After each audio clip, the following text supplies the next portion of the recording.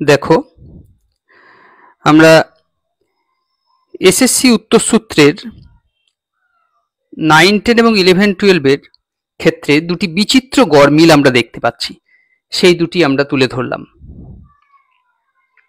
মানে এটা খুব অবাক করার মতো ব্যাপার যে একই জায়গায় কোনো সূত্র এসএসসি নিচ্ছে, কোনো সূত্র এসএসসি নিচ্ছে না।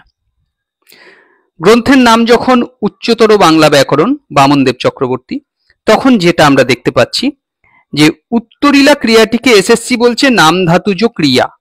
বামনদেব চক্রবর্তীর উচ্চতর বাংলা ব্যাকরণের 181 পৃষ্ঠায় এই উল্লেখ রয়েছে। ঠিক আছে, অথচ এই একই বামনদেবের একই গ্রন্থের আরেকটি তথ্যকে এসএসসি স্বীকার করছে না। ভিখিরি শব্দটির ধ্বনি পরিবর্তনের রীতিতে এসএসসি বলছে মধ্যগত স্বরসঙ্গতি।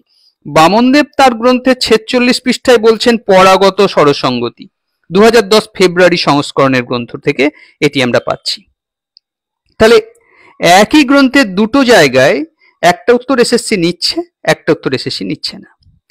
আবার গ্রন্থ যখন বাংলা ভাষার ব্যাকরণ জ্যোতিভূষণ চাকি আনন্দ প্রকাশনীর, তখন কি হচ্ছে, উত্তরীলা এসএসসি এই উত্তরীলা পদটিকে নামধাতুজ ক্রিয়া বলছে। অবশ্যই এটি নামধাতুজ ক্রিয়া।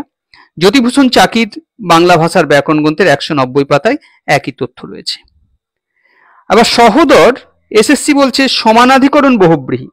জ্যোতিভূষণ চাকির গ্রন্থের 243 পাতায় পাওয়া যাচ্ছে সহোদর সহার্থক বহুব্রীহি সমাস।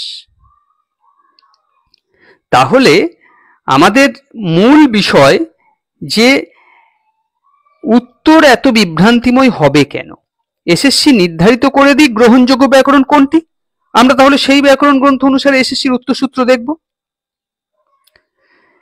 তোমাদের সকলের সুবিধার্থে এই 4টি পাতা টেলিগ্রাম পেজে থাকলো, লিংক ডেসক্রিপশন বক্সে দিলাম।